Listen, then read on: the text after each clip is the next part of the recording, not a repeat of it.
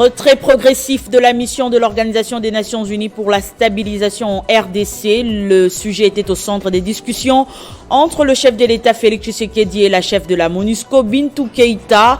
Les deux personnalités ont évoqué le plan de transition. Et puis nous irons au Zimbabwe. Le président Emmerson Mnangagwa, 80 ans, a été réélu pour un second mandat avec 52% de suffrage. Son principal adversaire, Nelson Chamisa, totalise 44% de votes. L'opposition qui ne reconnaît pas ces résultats publiés par la commission électorale crie à la fraude. C'est l'heure de vous informer. Bienvenue à tous à ce journal sur Télé 50. À la une de l'actualité, le président burundais Evariste Ndayishimiye est attendu ce dimanche à Kinshasa pour une visite officielle de 2 jours. Les entretiens avec son homologue congolais Félix Tshisekedi aborderont diverses questions bilatérales et régionales. Le point clé de cette visite sera la signature prévue pour lundi d'un accord militaire entre les deux pays. Cet accord intervient dans un contexte où les troupes burundaises ont déjà été déployées sur le sol congolais dans le cadre de l'EAC. Dans l'actualité également, le chef de l'État Félix Tshisekedi a échangé avec Bintou Keïta, représentante spéciale du secrétaire général des Nations Unies en RDC, chef de la MONUSCO. La situation sécuritaire à l'est du pays et le retrait progressif de la MONUSCO étaient au centre des discussions. Suivez. Les deux partis représentés par Félix Tshisekedi et Bintou Keïta, respectivement président de la République démocratique du Congo et représentante spéciale du secrétaire général de l'ONU en RDC, ont débattu autour de la situation sécuritaire dans l'est de la République démocratique du Congo qui est en proie des violences orchestrées par les rebelles du M23 soutenus par les Rwandais. Cependant, malgré la présence de la MONUSCO, une organisation censée faire régner la paix dans cette partie du pays, la guerre persiste, ce qui n'est pas apprécié ni par les autorités congolaises, encore moins par les habitants de cette partie de la RDC. Après plus de 20 ans de présence, jugée inefficace dans ses interventions par les membres de la société civile congolaise, l'ONU étudie comment retirer sa force de maintien de la paix en RDC, le plus rapidement possible mais de manière graduelle et responsable. Le processus de ce retrait est déjà sur pied en accord avec le gouvernement congolais. De plus, les échanges ont aussi porté sur la force régionale de la communauté de l'Afrique de l'Est, EAC, mais aussi sur le futur déploiement de la mission de la communauté de développement de l'Afrique australe, SADC. Les ministres de la défense de 7 pays membres de l'EAC, réunis jeudi à Nairobi, ont convenu de maintenir la force régionale de l'EAC en RDC au-delà du 8 septembre, date d'expiration de son mandat, pour, disent-ils, consolider les progrès faits sur les terrains. Une décision prise alors que la société civile de l'Est de la RDC accuse les forces de l'EAC de cohabiter avec les rebelles du M23. Dans le même registre, le vice-premier ministre en charge de l'Intérieur et Sécurité, Peter Kazadi, a reçu en audience le représentant spécial adjoint du secrétaire général des Nations Unies en RDC, Bruno Le Marquis. Ensemble, ils ont passé en revue la situation sécuritaire dans le pays. Les Nations Unies entendent maintenir leur coopération avec la RDC en dépit du processus de transition de la MONUSCO. La coopération entre la RDC et les Nations Unies va continuer même pendant le processus de transition de la MONUSCO. La précision a été donnée par le représentant spécial adjoint du secrétaire général des Nations Unies en RDC, Bruno Le Marquis, à Kinshasa. Nous avons parlé de la question de la réforme du secteur de la sécurité et notamment de tout l'appui, de toute la coopération qu'il existe entre les Nations Unies et la police nationale congolaise, à travers la MONUSCO, à travers le PNUD, le Programme des Nations Unies pour le développement, l'Organisation internationale des migrations. Et donc on a discuté de ces sujets et du processus de réforme de la PNC que nous appuyons. On a parlé aussi d'autres coopérations en cours avec les Nations Unies, que ce soit dans les domaines de la migration, de la question des frontières, de la question des mouvements de population, puisque ce ministère chapeaute un grand nombre a beaucoup de responsabilités, un grand nombre d'institutions qui sont en charge de différents dossiers. C'était à l'issue d'un échange avec le vice-premier ministre en charge de l'intérieur et sécurité, Peter Kazadi Kankonde. Les deux personnalités ont au cours de leurs échanges passé en revue beaucoup d'autres sujets importants, notamment la question de la réforme profonde du secteur de la sécurité en République démocratique du Congo. Au cours d'une conférence de presse conjointe donnée à Kinshasa par la chef de la mission des Nations Unies en RDC, Bintou Keïta, et les ministres congolais de la communication, Patrick Mouyaya, les deux personnalités avaient affirmé que le processus du retrait de la MONUSCO de la RDC avait été déjà amorcé, mais sans préciser la date de la matérialisation de ce retrait.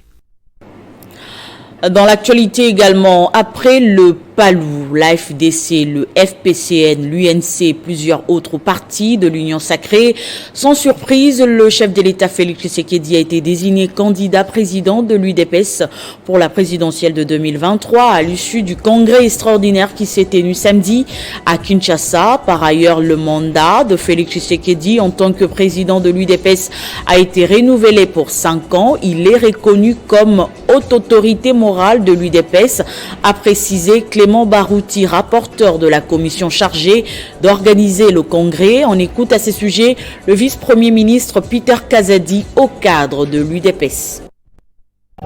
Le président Félix Tshisekedi est le candidat naturel de l'UDPS. Il va bientôt terminer son premier mandat.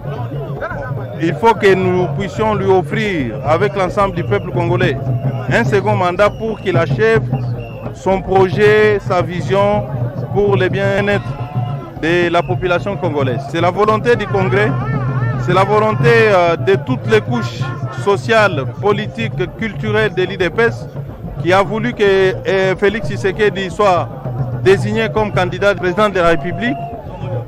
Le Congrès a décidé que Félix Tshisekedi, d'abord on l'a élevé au rang de la haute autorité politique de référence du parti, et puis on a reconduit son mandat.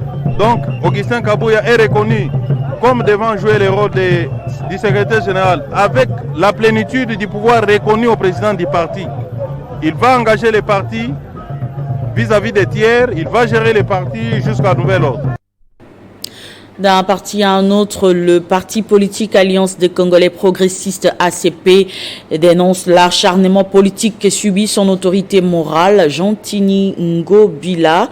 Dans une déclaration politique, le secrétaire général de ce parti est revenu sur les réalisations du président de l'ACP en tant que gouverneur de la ville de Kinshasa. On l'écoute. Stop à l'acharnement politique contre le camarade Jean-Tini Ngobila Mbaka.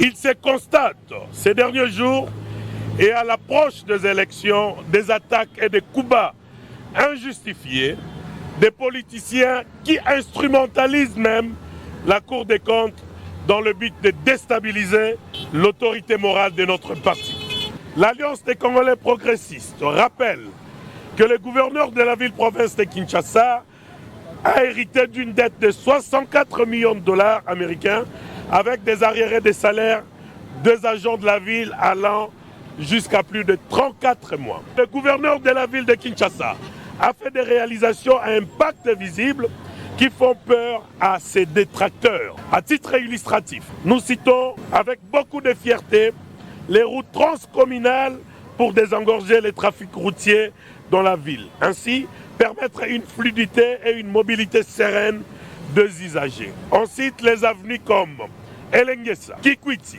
Mombele, Sekomaf, De la Paix, Birmanie, Assosa, De la Nation, Bongolo et tant d'autres.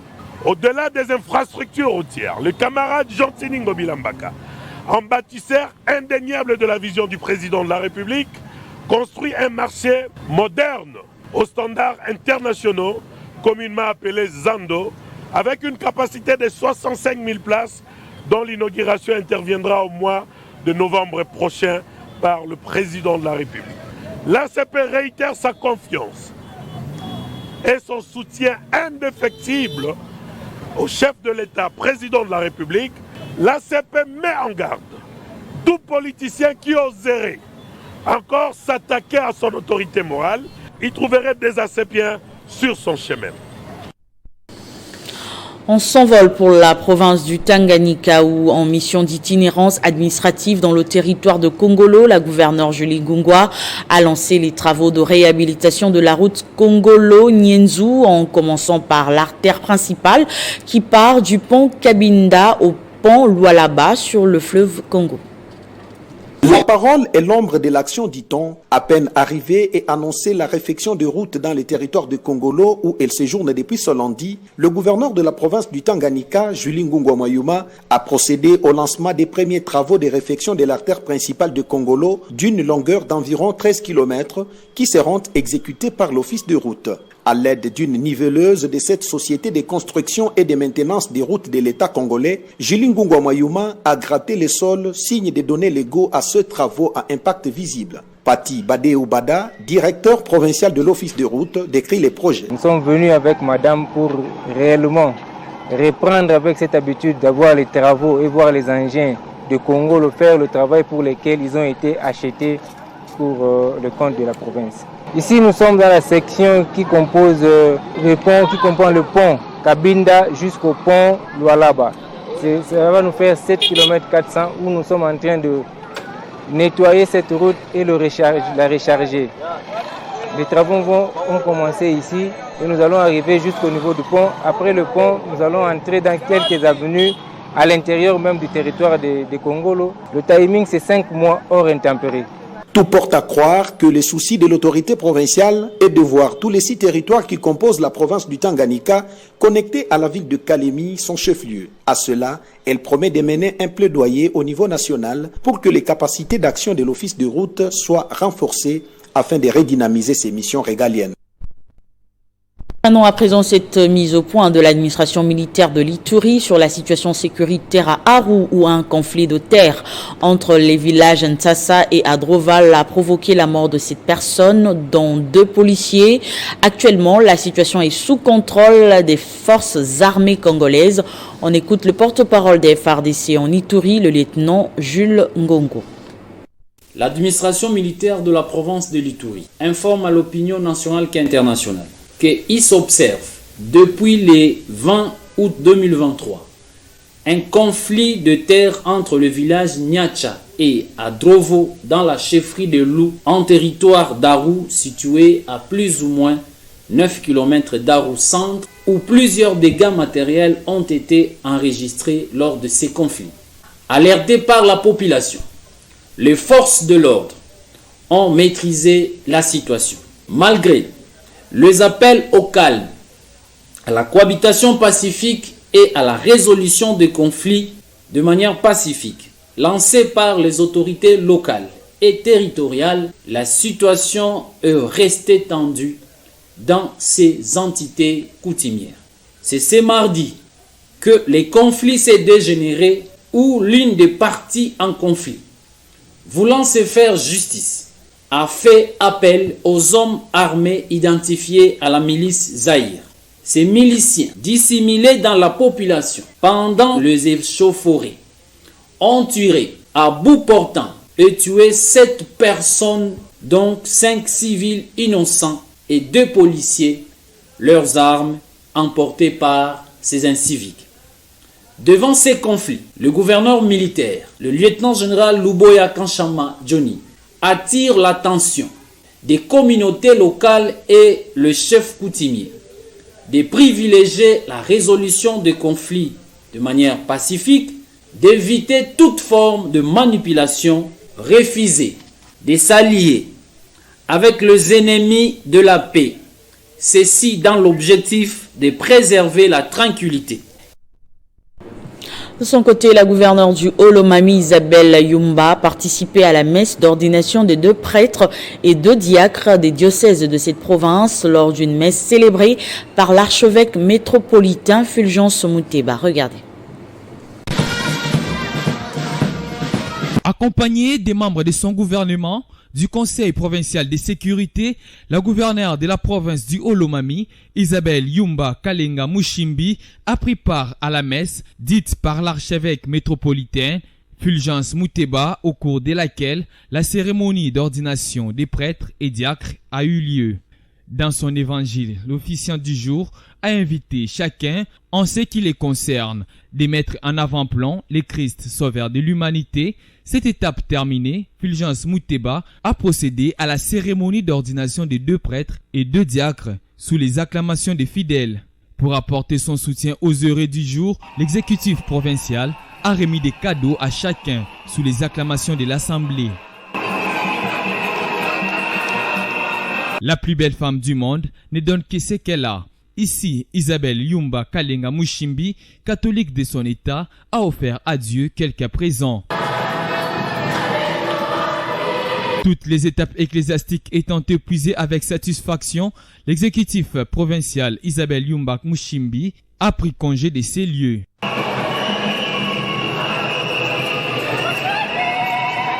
Honneur de la police nationale congolaise terminé, elle a regagné son lieu de travail pour d'autres fins.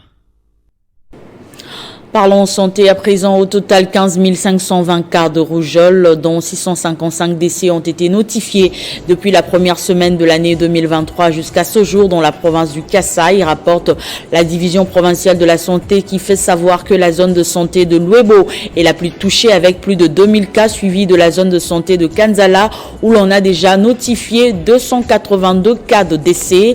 La DPS annonce le lancement de la campagne de lutte contre la rougeole le mois prochain et exhorte les parents à faire vacciner leurs enfants.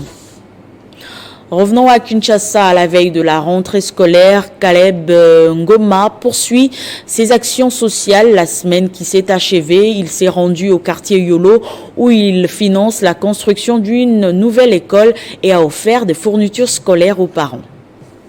Assumant de plus en plus son statut de leader dans la communauté à Kinshasa, Caleb Ngoma continue de faire pousser et entretenir ses racines à Yolo, son quartier natal. Après avoir contribué de manière significative aux obsèques de la veuve de Lutumba Simaro, le voilà de retour au terrain Kamina, entouré des mamans qui l'ont vu grandir et le considèrent comme leur propre fils. Cette descente, à quelques jours de la rentrée scolaire, n'est pas anodine. Caleb Ngoma est en charge sur fonds propres depuis quelques mois de la construction d'une école ici à Yolo pour soutenir la gratuité de l'enseignement, signature du président de la République, Félix Tshisekedi, qu'il soutient corps et âme aux côtés de Laurent Batumona. Le peuple congolais nous fasse confiance et puis qu'il fasse confiance au président de la République pour ce qu'il est en train de faire. Nous sommes donc contents de cette initiative qui a été prise par Papa Caleb pour conscientiser non seulement les mamans mais toute la population à pouvoir voter massivement et voter pour des personnes qui sont crédibles, car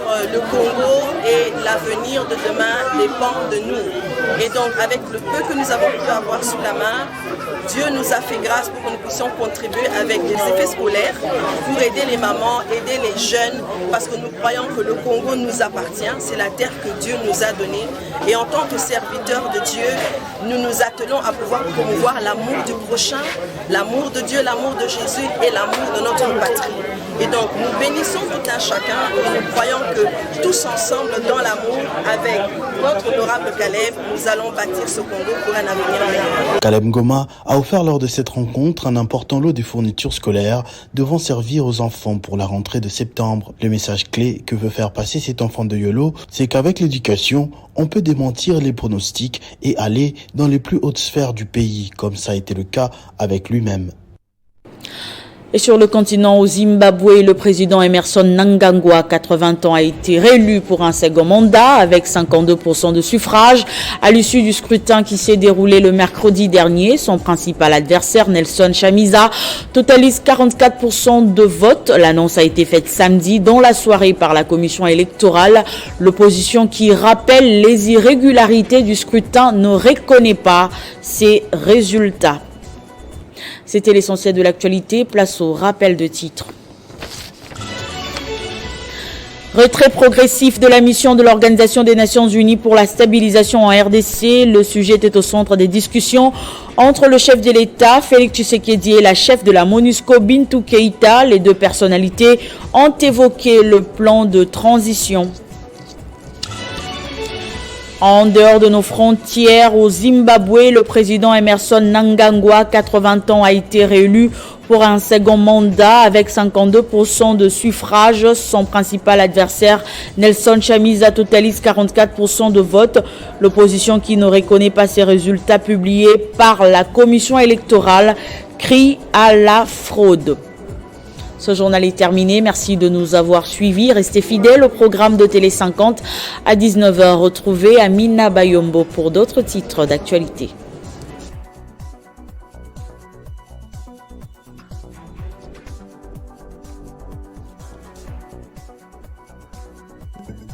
Retrouvez toute l'actualité en continu sur www.tele50.cd.